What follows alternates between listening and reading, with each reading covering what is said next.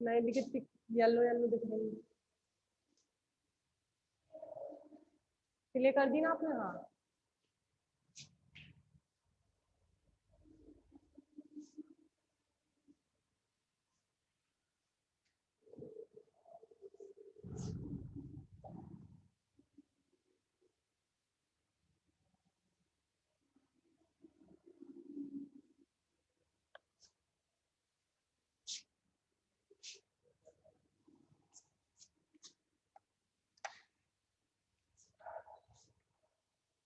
Second condition कर रहे थे हम, वो स्टार्ट नहीं करवाई थी मैंने, है ना?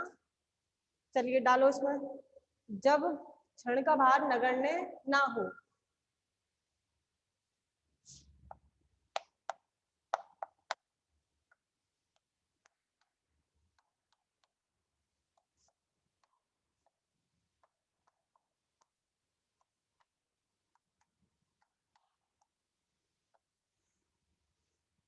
अब पहली कंडीशन में क्षण का भार नगण्य था, अब क्षण का भार नगण्य नहीं होगा। अगर नहीं होता है तब क्या होगा? देखो, कैंटिलीवर बनाना है।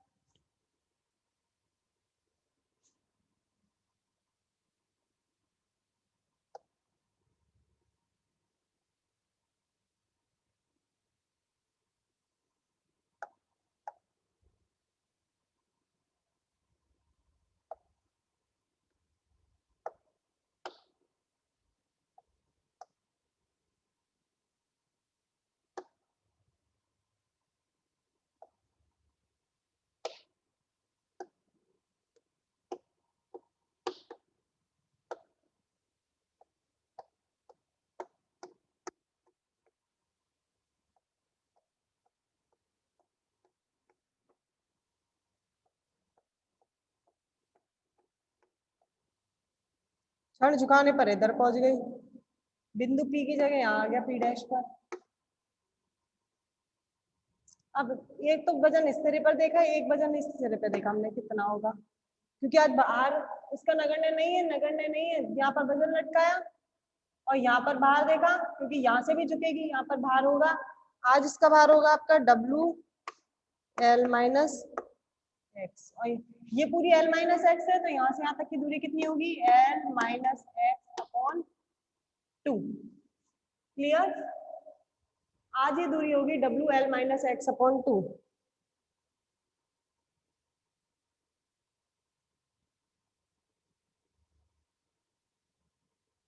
देखो, कल हमने क्या करा था? भार लटकाया था बी पर, कितना भार था? W। आज कल आपने क्षण का भार नगण्य माना था, आज नगण्य नहीं है, नहीं है तो मानने माना इस बिंदु पर कितना भार होगा जो क्षण का और लगेगा झुकने के बाद। झुकने के बाद जो भार हो जाएगा वो अब हो जाएगा W, और दूरी कितनी हो गई? अब P बिंदु से ही देख रहे हैं, तो दूरी कितनी है इसकी? L माइनस एक्स, तो कितना भार होगा इसका? L माइनस एक्स कम होगा, इस पर कुल भार होगा W। अब आपको ये निकालना है कितना होगा। पहले डायग्राम बनाइए,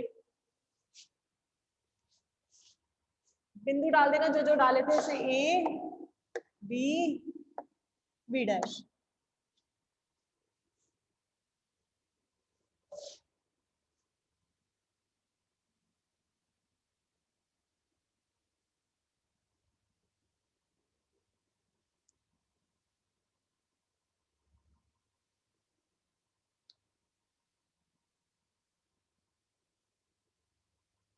बन गया?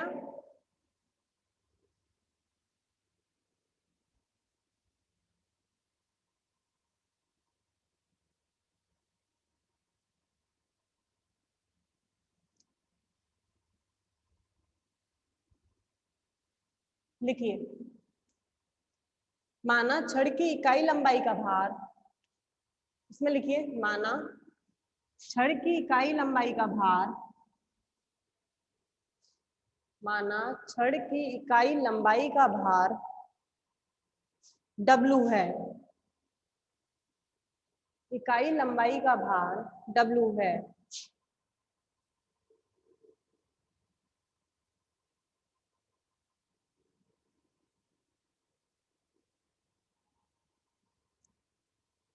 अब P डैश B डैश के मध्य बिंदु, अब ये P डैश हो गया, ये B डैश हो गया, P डैश B डैश के मध्य बिंदु ये रहा, O P dash B dash के मध्य बिंदु ओ पर पी डैश बी डैश के मध्य बिंदु ओ पर जो पी डैश से कितनी दूरी पर होगा, पूरी l माइनस एक्स है, तो पी डैश से कितनी दूरी पर होगा वो बिंदु l माइनस एक्स अपॉन 2 दूरी पर, जो पी डैश से l minus x upon 2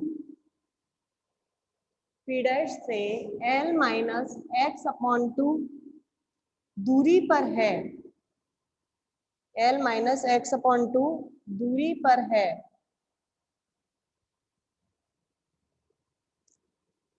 A B क्षण के द्रव्यमान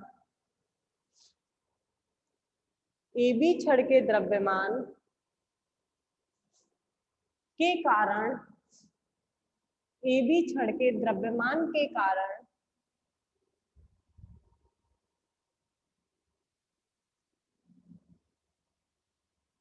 भार का मान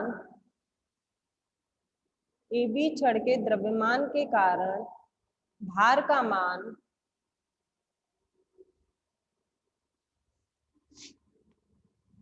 डैश लगा लेना इस पर, W dash L minus x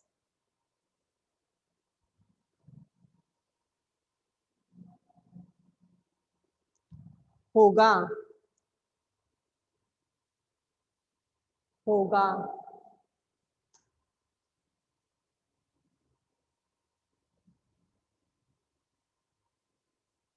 next line में लिखिए पी डैश बिंदु के सापेक्ष, नेक्स्ट लाइन में लिखिए पी डैश बिंदु के सापेक्ष भारों के कारण, पी डैश बिंदु के सापेक्ष भारों के कारण कुल विक्षेपक बल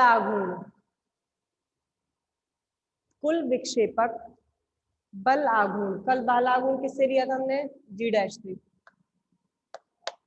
एक तो बल आघूर्ण लेना है, बल क्या होता है कल मैंने बताया था, एफ क्रॉस एल, एफ पहले इस वाले सिरे पर निकालते हैं, एफ कितना लग रहा है आपका डब्ल्यू इंटू दूरी, तीरे बिंदु से कितनी दूरी पर है एल माइनस एक्स पर, तो एक तो बल आघूर्ण निकल गया आपका डब्ल्यू जो कल निकला था एल माइनस एक्स, याद होगा एफ डॉट एल, एफ तो डब्ल्यू लग रहा है, एल लंबाई, पी बिंदु से कितनी लंबाई है इसकी एल माइनस एक्स, और आज दूसरे पे और निकालना है प्लस, आज दो जगह है, एक क्षण का द्रव्यमान है उसकी वजह से भार और है, कितना है वो डब्ल्यू एल माइनस एक्स, तो W dash L minus x तो वजन है, और दूरी पी बिंदु से कितनी दूरी है इसकी एल माइनस एक्स अपॉन 2, तो दूरी हो गई इसकी एल माइनस एक्स अपॉन 2, आज ये कुल वजन है, कल तो इतना ही था लेकिन आज भार के कारण इसका बल आघूर्ण कितना आ गया, इतना और आ गया, इसको डालिए क्वेश्चन नंबर फर्स्ट।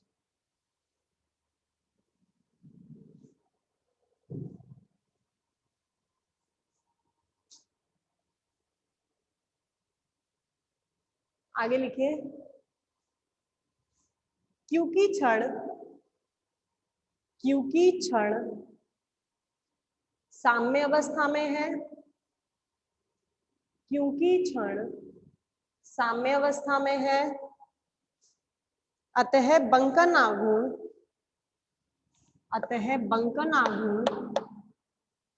किसके बराबर होता है, पढ़ चुके हो, Y I G upon R के बराबर होगा, क्योंकि क्षण साम्य अवस्था में है इसलिए बंकन आघूर्ण Y I G over R के बराबर होगा,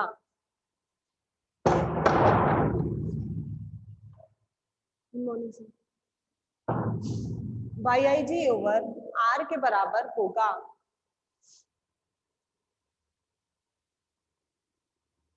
इसको डाल दीजिए क्वेश्चन नंबर सेकंड। अब समीकरण 1 और 2 से करते हैं,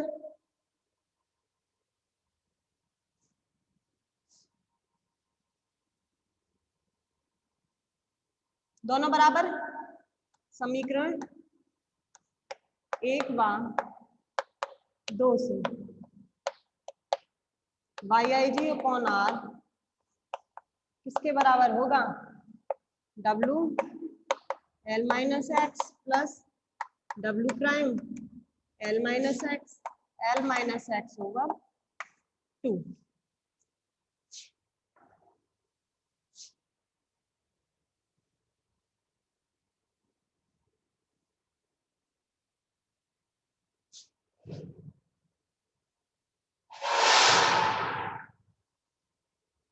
आर को ओपन करते हैं। कैसे करते हो आर को ओपन? फॉर्मूला बताया था 1 plus D Y over D X का whole square upon D square Y over D X square. और ढाल जब कम होती है तो D Y over D X जो होता है वो 0 हो जाता है। तो आर कितना बचता है आपका? 1 अपॉन आर का मान निकाल चुके हो पहले, D square Y over D X square. जब D Y over D X आपका 1 से बहुत कम होता है, डब्लू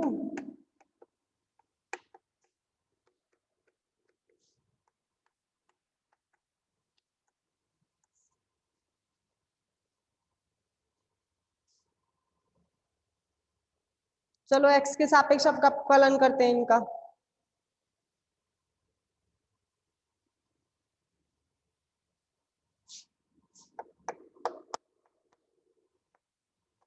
अभी नहीं करा है, अब कलन नहीं समाकलन होगा।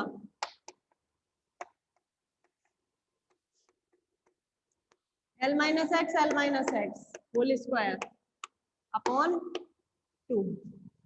चलिए एक्स के सापेक्ष अवकलन करने पर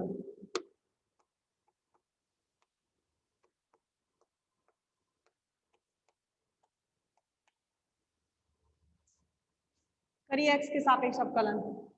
D Y over D X इसका बचेगा,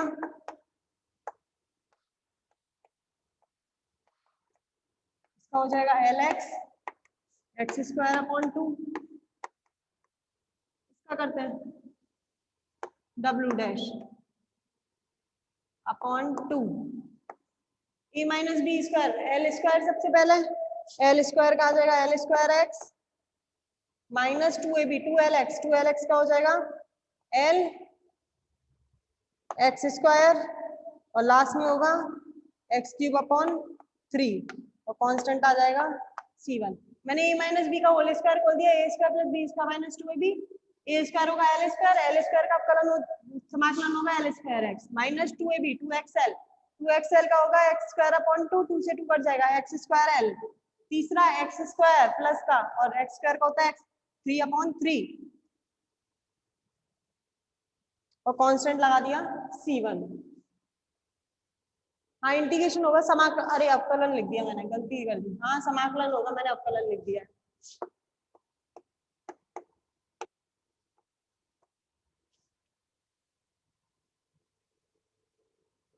समाकलन लिख लिया।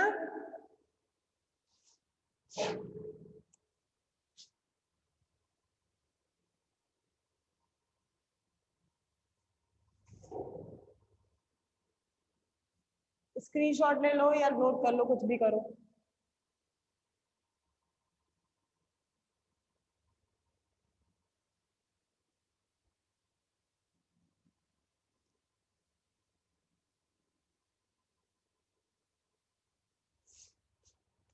आगे देखो,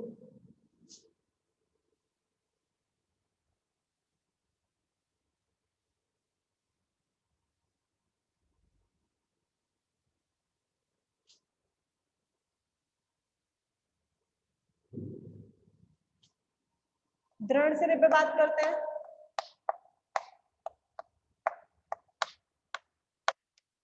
एक्स क्या होगा 0, ढाल क्या होगी 0, ये भी 0 ये भी 0, c1 कितना आ जाएगा 0।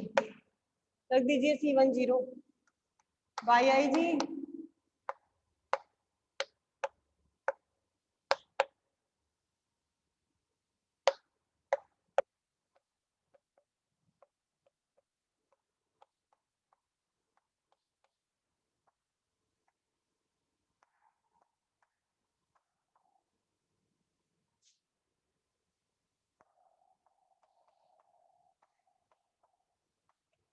अब y का मान निकालना है, पुनः समाकलन करना पड़ेगा।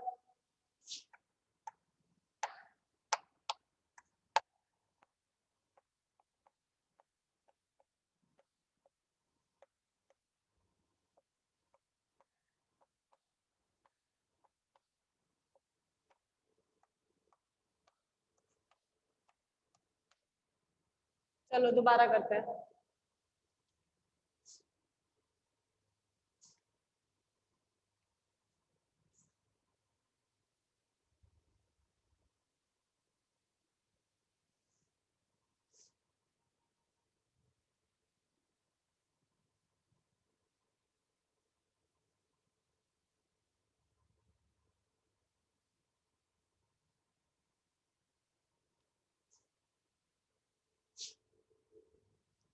आवाज नहीं आ रही? अब आ रही है?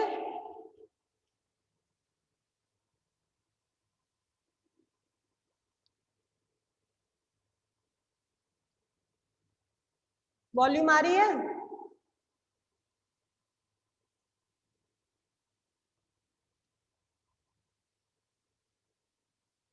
ओके, चलो दोबारा करते हैं। Y I G D Y over D X का दोबारा समाकलन करेंगे, कितना आएगा? वाई डब्लू एल एक्स का करो,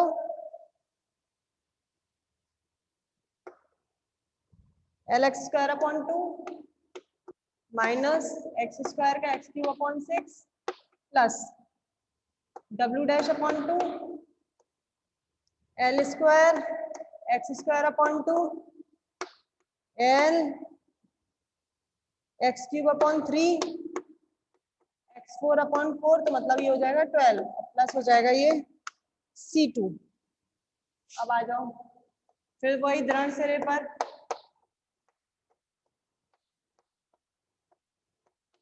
x भी 0 होगा और y जी मूल बिंदु होता है, दोनों 0 तो 0 0 प्लस C2 कितना आ जाएगा अब आपका? 0। नोट करिए या screenshot low.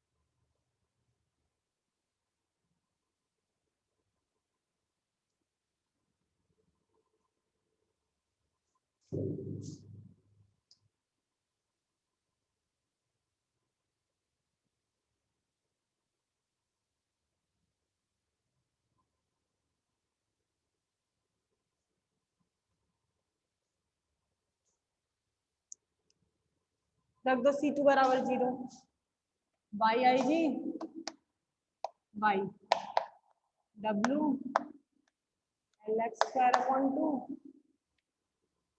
Minus x cube upon 6 plus W dash upon 2 L square X square upon 2 L X cube upon 3 X 4 upon 12।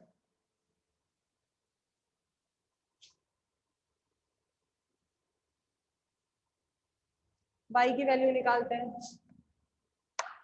1 upon Y I जी नीचे आ जाएगा, डब्ल्यू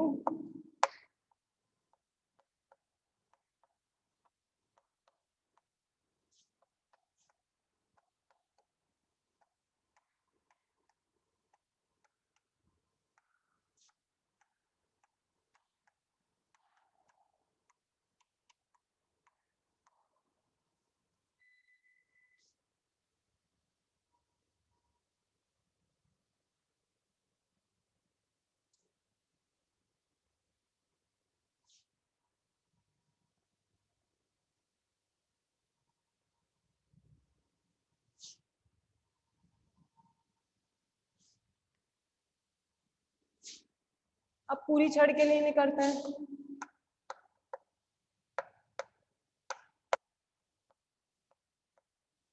संपूर्ण छड़ के लिए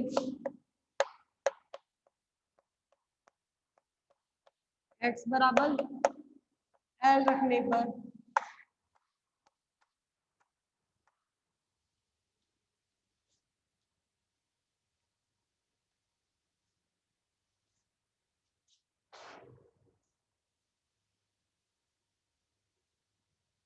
अब ठीक है।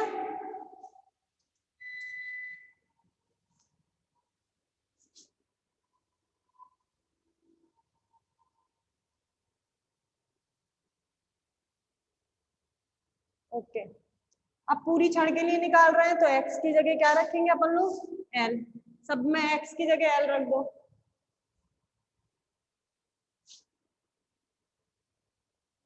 मैंने माना जब संपूर्ण छड़ के लिए x बराबर l रखने पर अवनमन मतलब होता है झुकाव। अगर x बराबर l रखते हैं तो अवनमन कितना होता है, डेल्टा होता है। मतलब झुकाव जो होता है वो कितना होता है, डेल्टा।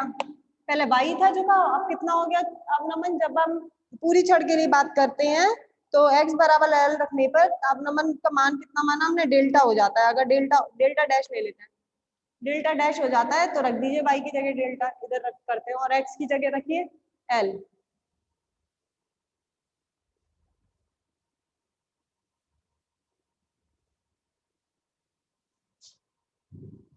y की जगह तो डेल्टा डैश, x की जगह l रख दीजिए।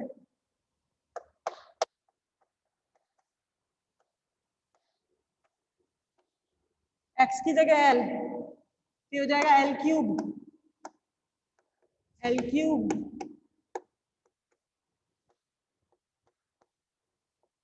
l4 l4 l4। सॉल्व कर लो।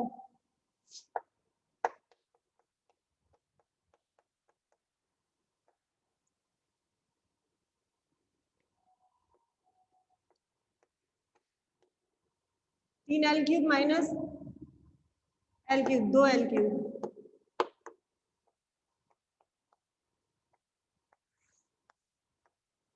छः, चार, छः में से चार गए दो, चार और एक तीन। स्क्रीनशॉट लो पहले या नोट करो।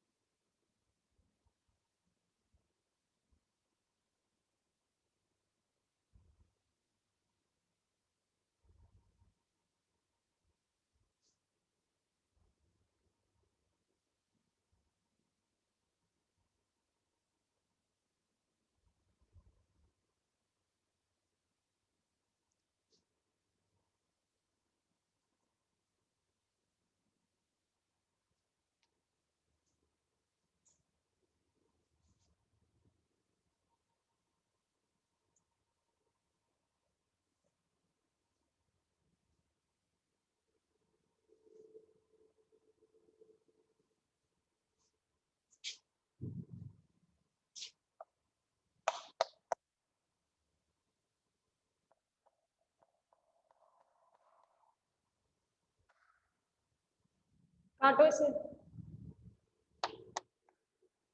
डब्ल्यू एल की भगवान 3, छह में चार गए दो, दो और एक तीन, तीन से 12 कट जाएगा 4,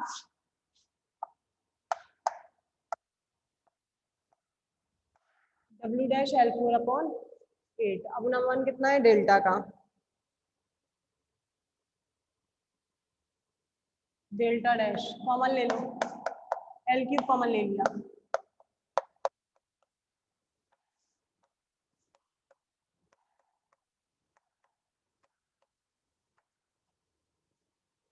W dash L, W dash L माना डब्ल्यू नॉट, छड़ का भार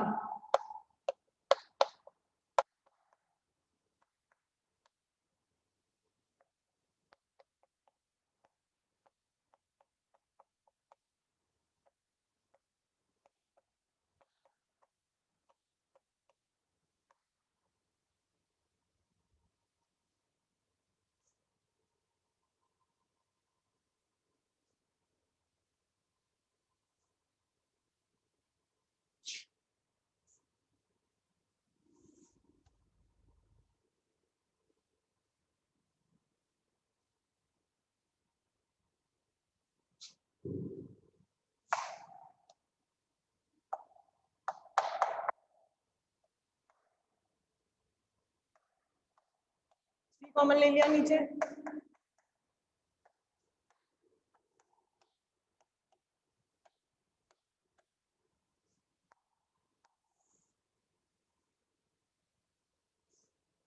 नोट कर लो। अब एक कंडीशन और रह गई है, फिर ये टॉपिक कंप्लीट हो जाएगा। हो गया क्या ज्वाइनिंग? ठीक है, एक लाइन लिखवा दूं फिर करना, करवा दी होगी, लिख लाइन लिखवा देती हूँ। यहाँ तक हो गया, लिखिए। अतः क्षण इस प्रकार व्यवहार करेगी, अतः क्षण इस प्रकार व्यवहार करेगी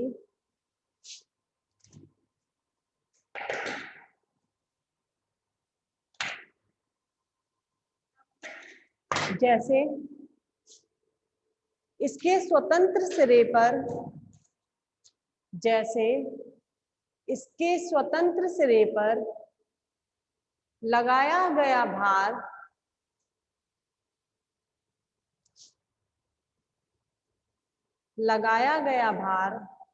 W,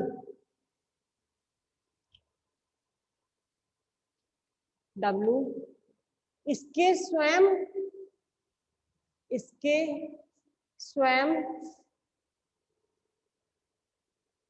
के भार W नेट, इसके स्वयं के भार W नॉट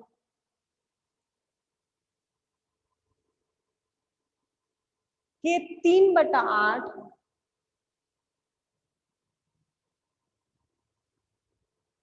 एक ही चैप्टर है, यही वाला चैप्टर है बस। स्वयं के भार के 3/8 गुना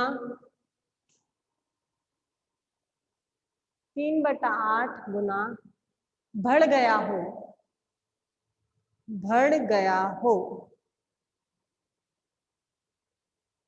ये वाला केस कंप्लीट, 2 केस हो गए। एक बार तो कराया था मैंने जब क्षण का भार नगण्य हो, और दूसरा करवाया जब क्षण का भार नगण्य ना हो। अब तीसरा और केस करना है, फिर ये टॉपिक कैंटिलीवर कंप्लीट हो जाएगा। रीजॉइन कर लो अब जरा।